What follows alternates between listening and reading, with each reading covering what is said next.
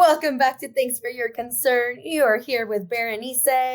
And I'm Ella. Okay. Welcome back, everybody. How are you? I'm good. There's been some changes. I don't know if it's evident or not. But I don't know. I feel like maybe last week I was like going through some things and I just woke up one day and I was like, I should have green hair. I love it. It's a good choice. It was a good choice. I'm excited about it. I had my friends do it. It was really like DIY situation. We were playing salon. I haven't played salon since I was probably like 6 years old. But let me tell you, salon's kind of where it's at. Okay? It looks really good. Like it looks profesh. Like good results. Yeah, I was like, I'm impressed. I mean, I believe in you when it comes to DIY salon, but results may vary for other people. 100%. I think probably because you had some friends to look at the back of your head or whatever. Yeah. It helps, but it looks great. Thank It looks you. super fresh. Thank you. We did have, it was two creative people. Like I was like, I'm with like two other creatives. They got this. I believe in them and their vision. And one of us has like a hairstylist friend in Seattle. So she like phoned her in and she kind of walked us through it through FaceTime. And we're like, okay. This is good enough. And we were like, her name was Brooklyn. So every time like something would happen, I'd be like, call Brooklyn. Oh my God. Well, phone a friend. Yeah. If you've got a fucking friend online, then look at that. Yeah. That probably helped significantly get like a seamless, flawless little hair flow going. 100%. Gonna shout out our homie Brooklyn. You gotta go see her. She'll do great things. Well, we'll get Brooklyn's deets, but if she wants new clients, like, fuck it, I'll start going to Brooklyn. I live in Seattle. It's time. You want green hair too? No, see, my hair's just getting healthy. I had such like a traumatic fried era that like I don't even think I want to bleach my hair ever again. Makes sense. The curly hair, it doesn't. It's a little bit. It's not what. Yeah, I get it. I understand. Yeah, but we love that for you. Thank you. Yeah. Other life updates. I have a cat now. I'm a mother. What? Yeah. It's official? It's official. She was dropped off yesterday. Like, I knew she was coming. I've known for like a few weeks. But 9 months. 9 months. I created her in my stomach. Just in my stomach. Not my ovaries. She was not in my uterus. In my stomach. And yeah, she's really cool. She's 8, so she's an older lady like myself. And yeah, she's my new bestie for the rest of our life together, which actually made me freak the fuck out yesterday. Like my friend who was like, I'm gonna bring her, was like, I'm on my way, and I started hyperventilating. I think I had a full anxiety attack, and I was like, I think I'm too young to be a mother. Am I gonna be a fit mom? Am I ready for this? It's like a big step. I kind of suddenly forgot that I had like commitment issues, and I was like, oh my God, like she is gonna be with me for like at least 8 years until she's like, like can't move no more. So yeah, I did freak out. I was just like, how do people do this with real children? Like, are they freaking out all the time? Because that feeling is like intense. How is she adjusting? She's a little hostile to the situation. Okay. She does not seem to like me yet, but like she just gotta give it time. She probably like rolled up in here, so like 3 low-key crazy ass bitches and was like, fuck, like. She read the vibes. She read the vibes. Like, this is not a sane household. But she'll be cool once she makes it out from under my bed. The thing is, I'm adaptable and I get it. Like, if I was dropped off with some green hair lady, I'd be scared. So I set her up her little like bed situation and food under my bed. So she doesn't have to leave under my bed unless she really wants to. It's slow. Yeah. You're a cat person. You've been here before. It's not the automatic love you. No. Yeah, especially the older cat. So, which is kind of we love that for you. Huge step in your life. I know. An animal, another living being. We'll see how it goes, but I have faith that it's gonna be just fine. Me too. Fully believe. How are you? What have you been up to? So you guys, I'm a business-minded lady. Okay, business mindset. And this weekend, I saw an amazing business opportunity that I kind of wanted to share with others. I was at a vintage car show, and I'm walking around looking at these cars, and I'm thinking, I got to tell my friends this is a great place to find sugar daddy or man with money. Yeah? I mean, dead serious. Okay. So here's the thing. This is like, I'm going to give this, like, this is Cosmo advice, all right? It's not the best. This is not going to be like a huge feminist platform, but this is like some shit you'd see in Cosmo. I'm just a little bit ahead of Cosmo, okay? So you got to go, if you want to find a dude with money, you have to go places dudes with money go, right? So I'm at this car show, and I'm looking at these cars. These cars are valued low end, like $20K. Yeah. High end, $500,000. Yeah. I saw a couple cars that were like 1 in 1,000. Really cool cars. And I was talking to this guy, and I was like, in another universe, like, this is how I would get a sugar daddy, okay? Yeah. Or talk to a dude with money. And I thought, okay, vintage car shows, it's the season for that. So look up vintage car shows in your area. It's also cool if you're a history buff, you know, with a little twofer, a little history, a little action, whatever. And I thought, you know, let me take it a step further. Let's not only give the opportunity. I came up with some phrases that you can say so that you can get in. Okay. So you don't know anything about cars. That's fucking fine. You really don't need to know. That was going to be my first question, you know? You don't need to know. Now, I was thinking about you, Berenice, say what you could say. You could go and look in these 70s cars, and I think you'd look in the interior, and you'd be like, wow, it's really crazy. Like, this tweed kind of reflects the time. That's so cool. I feel like some guy would love to reminisce about where he was in the 70s, okay? Yeah. That is a great conversation starter. Okay. Another thing, old cars have a smell, and there's like an old car smell, and it's a mixture of unleaded gasoline, so don't smell for too long. Right. And just like dust, grime, dirt, rust, all that jazz. Sniff it in and say, oh man, cars don't smell like this anymore. No. You got them hook, line, and sinker, okay? So that's just my little tip of the week. Little summer tip if you're interested. Take it or leave it. But I also had a fun time. You are not wrong. I'm not going to lie. I looked it up. There is one in New York, in Queens. Happens to be today and tomorrow. So, you know, maybe this was a sign. This was a sign that I need to go talk to old dudes about their vehicle. Yeah, and then also, I'm not gonna lie, it is cool. Like, there's architecture, it's something to look at, it's a free thing to do.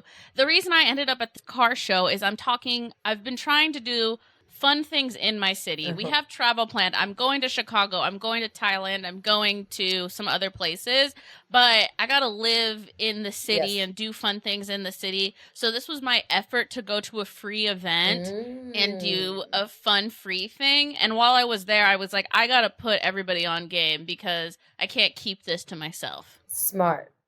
We love the intuition, the drive, you know, willing to share. It's everything we're looking for this summer. But besides that, are you ready to get into this episode? I am ready to get into this episode. Let's get it.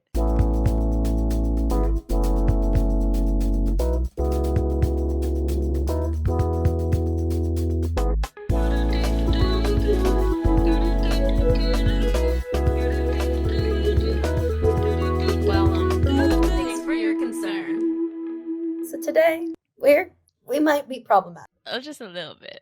Nah. What are we talking about today, Ella? All right. So I want to talk about how you shouldn't listen to your parents. Okay, kids? Okay. Don't listen to your parents. Sometimes.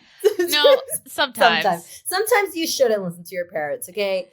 Sometimes you shouldn't listen to your parents, and I think this is specifically, like, if you're 14 and hearing this, ignore what I'm saying. This is for a full-grown adult who's paying all their bills and trying to live their life. You know, maybe don't listen to your parents. And I feel like I've kind of come, like, 180 with this whole thought, because when I was a teenager, I didn't want to listen to my parents. And then I should have. Yeah. And then I got older and I realized, no, I really should have listened to my parents when I was a teenager. And then I started listening to my parents. And now I'm almost 30 and I'm back to... Maybe no. I should not. Maybe not. Okay. And I say that with a couple of things. We're going to talk more about this. This isn't just about shitting on parents. It has nothing to do with like parents. Not really. It's more about breaking out of expectations that are set out for you and kind of like living your best life without, I guess, conforming to what your parents or society has planned for you, quote unquote. I mean, listen, coming from somebody who grew up in the US but was from Mexico, I feel like there's sometimes a level of like guilt per se that people experience when you're like a child. And I guess other people experience it too. But specifically I've seen this a lot in like Asian communities and like Latino communities, that it's like, and I brought you to this country to show you so many opportunities, and I expect you to like, you know, like do better, want this, be a doctor, that sort of narrative. And I think I have felt that a little bit. I mean, my parents, I think it's a little different because you would ask them like, what is she gonna do when she grows up? And they're like, I don't know, she's an artist, like she'll figure it out. So I think like for me, it was a little different, but I have a lot of friends that feel, I think, that level of like, I owe my parents something because they set me up to like succeed. But I think that you wanting to like provide for your family should come from like a place of love, but not a place of obligation or And I honestly feel like if you are like, you should do what makes you happy, and it doesn't have to be like the exact picture that your parents want. And, you know, I know some people who are doctors and they love being doctors, and the only reason that they're doctors is because their whole family's doctors. But I'm like, bro, if you're happy, then who gives a fuck? Like, if you are a doctor and you're happy with that choice because your parents pushed you into that, that's cool. But if you're really unhappy being a doctor and you really wish, I don't know, that you would have been an artist or would have been a teacher or what have you, this is like the message that goes out, that we should all be like living the life that makes us happy, and we're gonna live beyond our parents, hopefully, and live beyond our loved ones.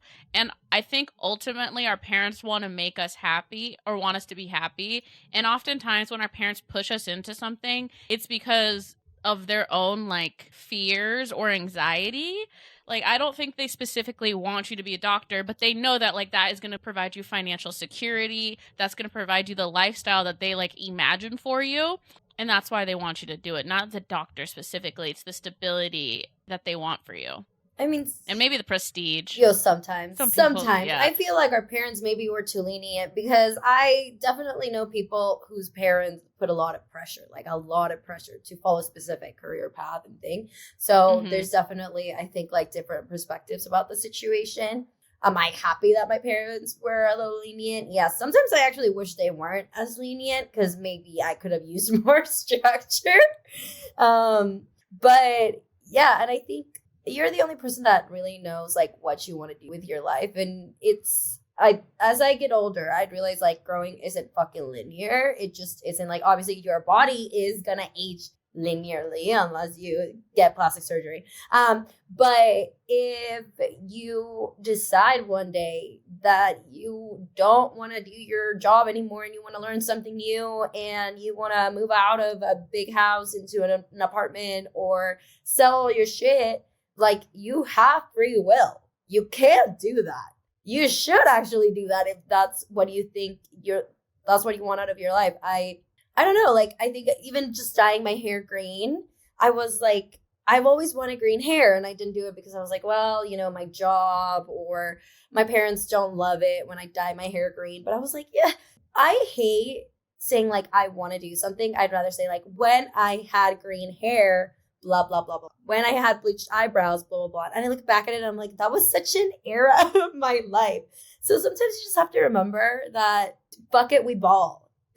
I was thinking about, when you're saying like path isn't linear or whatever, I was thinking about our friend who was an accounting major or finance major up until like the end of their junior year, and then they completely switched majors and they had to do an additional year. And I remember some people being like, oh, they're crazy, like I can't believe they did that, like da da da da da. And that person was just like, I just knew I didn't want to be an accountant, so it felt kind of silly for me to get an accounting degree. Yeah. If I don't want to be an accountant and I know right now I don't want to live that lifestyle, like what? And I think a lot of times people feel like they're like, oh, I'm so deep into this, like I can't change. But usually in life, you can come back to things. Like, that's kind of the beauty of life, that if you, for instance, you're like, I want to change jobs or fields, that past job or field is rarely going to completely close the door to you. Like, you can always kind of diverge for a couple years and then come back to where you were. It also might give you kind of like a different perspective from the people that are in that career path, you know, because it's like, okay, well, yeah, I was actually in med school and then I decided to do X, Y, and Z. That gives you a different perspective than other people there, which becomes more valuable. 100%. I always think it's like never too late to change a path. You can always go back, right? Nothing in life is super permanent. I agree. And with the not listen to your parents, sometimes you also have to not listen to your peers. I felt so much pressure about going to like a 4-year like university out of high school, because like that's what everybody was doing and that's what like everybody was kind of like expected to do. And although I do believe like obviously higher education opens a lot of paths for you, opportunities, it's not necessarily everybody's journey. Like I could have gone to like a 2-year, gotten like an associate in fashion design and gained more skills than I did, like technical skills than I ever did in my 4-year university. Do I feel like I had a different experience? Yeah, I grew differently as a person, 100%, had I chosen a different road. But I do believe that sometimes listening to your peers and wanting the same thing that like your friends have can keep you kind of like in a path that maybe just like isn't for you. You know what I mean? That like 4-year university process, low-key, I was the most like basic bitch because I was like in this bubble where everybody was a basic bitch. And it wasn't until I like left that completely, like moved to New York, like literally dropped everybody in my life. I still talk to people, but like physically dropped everybody in my life, that I feel like I finally started to like be myself for myself and only myself. Like I think it's the most authentically I've ever lived, based on just being able to make every decision for me rather than like what my friends think of a situation or what my family wants me to do. It's just kind of been like I've taken charge of my own journey. Yeah, and it's interesting that you say that. And like something I was thinking about is I wish I had been more in the moment when I went to community college, because I went to community college for a year. I technically went to community college for 2 years. I went 1 year while in high school, 1 year out. And at the time, I was feeling down on myself because I felt like all of my peers had went to 4 years institutions right after. And in retrospect, that was my favorite part of my education, just because it was so much lower risk. And I wish I had enjoyed it at the time. And now, fast forward to 2023, 10 years after the fact, I don't see like a huge difference in where I'm at because I took the year of community college. But I do see a big difference in my fucking debt, bro. I'll tell you motherfucking that. Holy shit, I saved so much money doing that. So I guess when you're in the moment, just enjoy it and be mindful about where you're at, instead of like the pressure for everything to be a part of this huge major plan and plot. Like we all love goals, but sometimes like the goal becomes so far away and so massive, you are like crippled by it, you know, because it's like, I don't know, it's just like you're so on a path that you can't even like defer a little bit without feeling anxiety. And at least for me, it's like super evident when I'm like fighting something I want.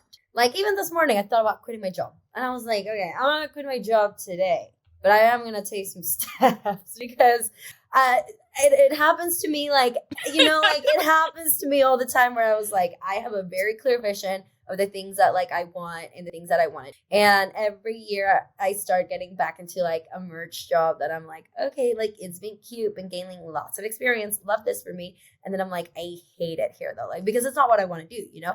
So I'm like, yeah, it itches at you to do it. And like, I just got green hair and I got a cat and I always wanted those things. So like, it's just a summer of just fucking sending it.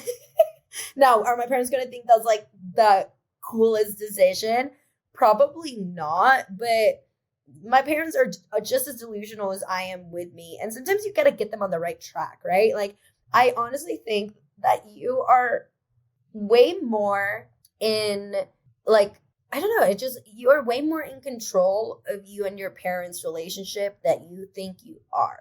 Like, sometimes I see people kind of saying, like, well, it's just how it is. I was like, no, it's just how it is because you let it be that way. But if you want to change your relationship with your parents, what they got to say about your life, what they don't get to say about your life, the way that they communicate with you, like, you have to take those steps to let them know that it's going to change. And you know, obviously, like, I'm lucky where I was like, this is kind of who I am, take me or leave me. And they obviously said, okay, cool. But obviously not everybody has that luxury. And I know sometimes, like, people's parents really affect them as a person. But if you do want to change that and change the way that your parents root for you, you got to let them know how they need to root for you. If you're going to take a leap, say, I'm going to take a leap. And I know that that's going to be scary for you. It's going to be scary for me. And I just need you here to support me, not to judge me. I also think that, like, obviously, like, family structures are and family dynamics are hard to change, but I've been in the last, like, 6 months really been, like, putting up boundaries and speaking my mind more and communicating more instead of just, like, holding stuff in. And I've been kind of surprised on how easy things have been. And I was like, dang, well, this would have been nice. Like, this would have been nice 5 years ago for me to have this conversation with my parents, but it's cool that it's happening now. Yeah. And I think when you're saying, like, okay, this is how things, like, oh, that's just how it is, it's like, your parents might be more receptive than you are giving them credit for, I guess. Like, if you've never tried to have a conversation to change the dynamic, then you don't really know, and you're kind of mind reading what they're gonna say. And I know when you, like, know someone, you're like, I know what my dad's going to say. And usually I do know what my dad's going to say, but then sometimes he surprises me. For a really long time, my dad wanted me to be a scientist. Like, he was like, black women in STEM. Yeah, he was like, black women in STEM. Like, we need more people. And he really wanted that for me. And that was kind of the path I was going down. But communicating, yeah, like, I kind of don't want this life path because of A, B, and C reason. And I'm actually going to do this now. Now he's like, oh yeah, dude, like, we need more black women in comedy. Like, you know, he's more on, he got on board, and sometimes he surprises me. So kind of like, let your parents and your friends surprise you instead of automatically feeling that they're going to have a negative reaction to what it is that you're going to tell them. And let me tell you, there is the other side of the coin where you think your parents are going to react badly. They do react badly, but what are you going to do now? At least it's out there. At least you're not, like, having anxiety about keeping secrets or not living your truth or what have you. Yeah, I honestly, I think the best thing to ever happen to me and my parents' relationship was, like, crushing the picture I had built of myself in their eyes when I got, like, an MIP in college. Like, before I got my MIP in college, I think they thought I was, like, the most innocent little, like, wallflower they had ever, like, seen in their life. But, like, obviously I was, like, up to no good and doing shenanigans left and right. And obviously me getting arrested for drinking on the street, they were like, oh, so that's not congruent with the picture we had built of you in our head. And I think that actually freed me, because I'm not going to lie, like, they were super disappointed and I felt super shitty for about 6 months. I was hella depressed. But, okay, I needed that. I needed the time to fall on my face, lick my wounds, and rebuild that ego and say, you know what? Yes, I am not this version of person I had kind of, like, built up in your head. I'm actually this person. And when I start letting my parents know the real me, I felt so much better, because for so long, I felt like my parents didn't know, like, the real version of me. And I literally felt like I was one person at home and one person with my friends. And having that, like, split identity of, like, who I am at home versus who I am to everybody else, like, I hate that, because like, when you live authentically, when you can be yourself with anybody, I think, like, your confidence shows. Like, it's just so evident when you're comfortable with who you are. It, like, you know, so sometimes it's okay to disappoint them a little bit. If you have to have tough conversations with your parents, I would say the best thing to do is like boost their ego and then let them down a little bit. Like, you worked so hard in raising me and you gave me all the tools to make the best decisions. And I think the best decision for my life is to, and then insert what they don't want to hear, right? You just like front load with a compliment of something that is true, which is like, they raised you, so hopefully you're not a huge piece of shit and you know what the fuck is going on. And I think a lot of times parents might get like scared because they think you haven't thought things through. So if you kind of are like, okay, so I have thought about the potential consequences of this decision, and I'm going to mitigate that risk at X, Y, Z reason, or I don't really care, I'm going to do it anyways, but I have thought about it. Gives them the sense of like relief that like, okay, they kind of know what's going on. And honestly, the more you do it, the least surprised they are. Like, I'll be like, my parents, I've switched my different eras. My parents know about them, and they're just like not, I mean, they might be worried, but they don't tell me that. They're like, you're going to figure it out. Like, once you start kind of you got to put your money where your mouth is sometimes. Like, if you're going to be risky, there's got to be a little bit of return. But then they're going to be like, she just did this. And yeah, it is a little nutty, but like it works out.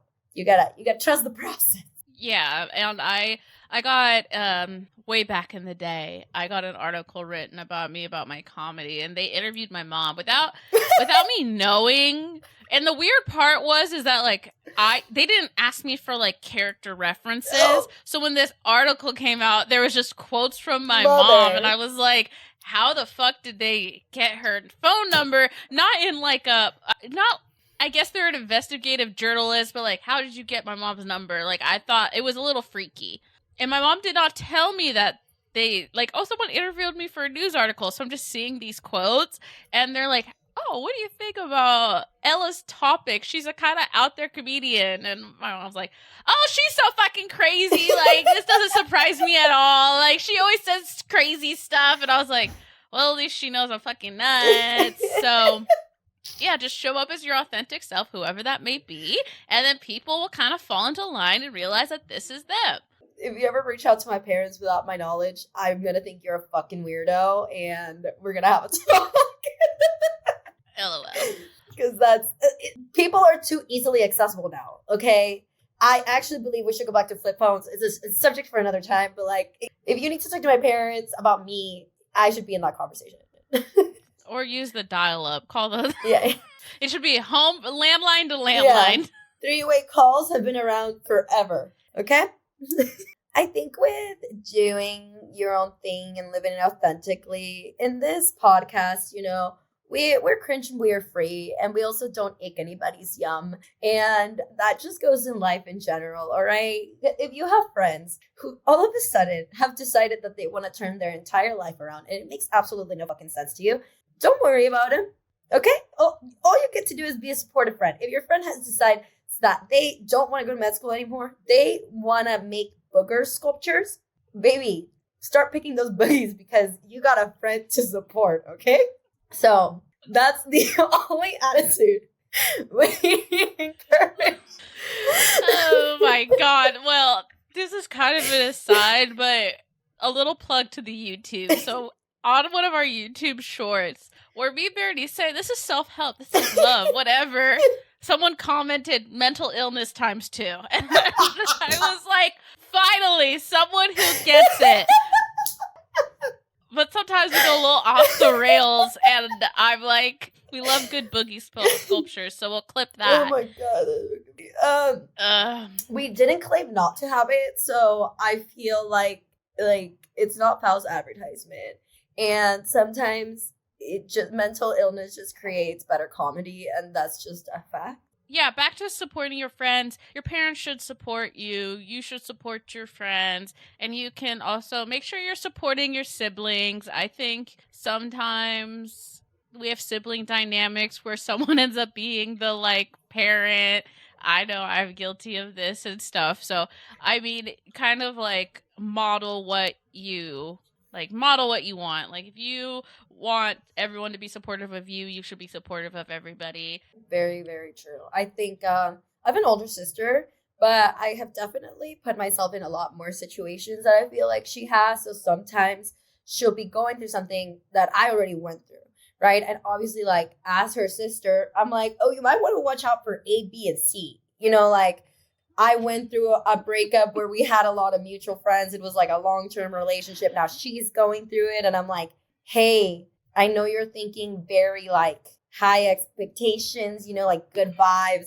I just want to kind of forewarn you that that is a beautiful way of thinking, but you might want to just like come down to reality a little bit, because shit's about to get like just a little, people are about to let you down. You know what I mean? Like in big breakups, like people just left and right, you find who your true friends are. And she was just like, no.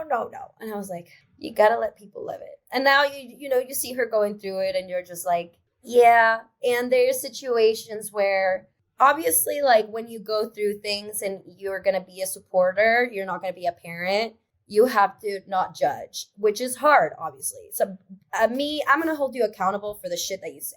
If you tell me that you're going to do something and then I see you completely change your behavior, I'm going to be like, wait, what happened to the plan?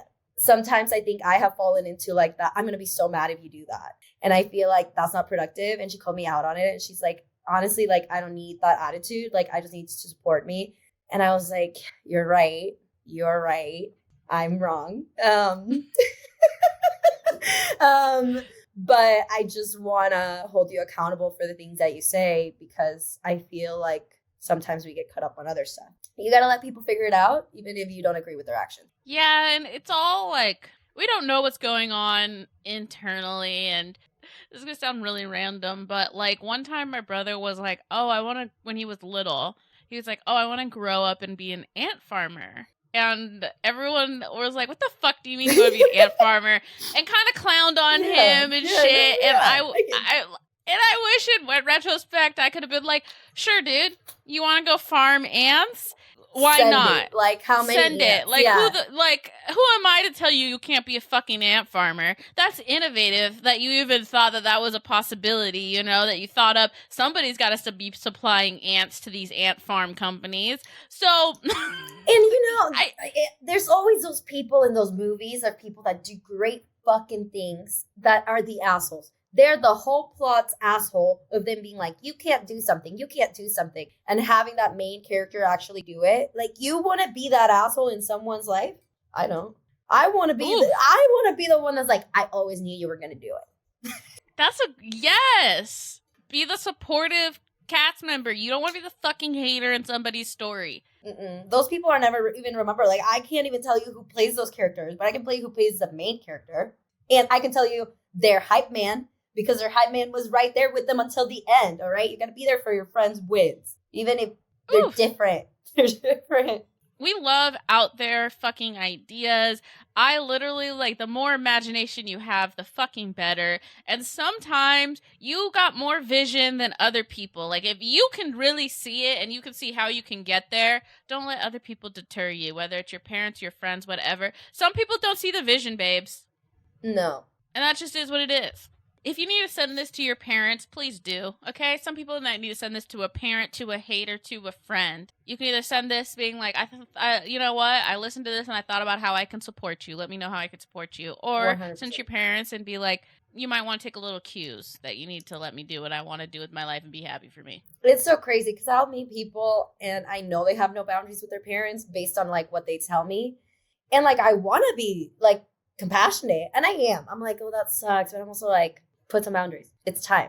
Sometimes you're going to have to make big changes. Like, sometimes a solution is not the easiest solution. No. Like, if you live with them, that's probably a really difficult, because it makes it a lot easier when you don't live with them, actually. I lived at my mother's house for a very short period of time after college. Okay? I had to move out. There was not an option. Would I have loved to live there for 2 years to save money and get my footing? Sure, it wasn't possible for me to live my life and live in that house. So I had to move. That was not the easiest solution, but that was the solution to the problem. Yeah. Your solution might be really fucking tough. It might not be that fucking easy to just have a normal conversation with your parents or your people in your life. There are people in your life that are not reasonable, so having a reasonable conversation with them is going to be nearly impossible. But there is some type of solution. Yeah. Sometimes you gotta choose the hard route, you know? Yeah. Don't say it and pity yourself. Just send it. We're fighters in this family. We fight. We get down in the mud, gritty, dirty. Yeah. Yeah. All right, everybody. Well, thank you so much for listening. Per fucking usual. Go follow us on Instagram at things number 4 your turn. And I'm at Ella L Tutor. And I'm at Berenice Ideas M. And like always, please send this to a friend, subscribe, and rate us, as well as you can watch this video on YouTube if you want to listen to it again or listen to another episode. We're on YouTube, baby. Yes. We are so excited to have you, and we will see you guys next week. Bye. Bye.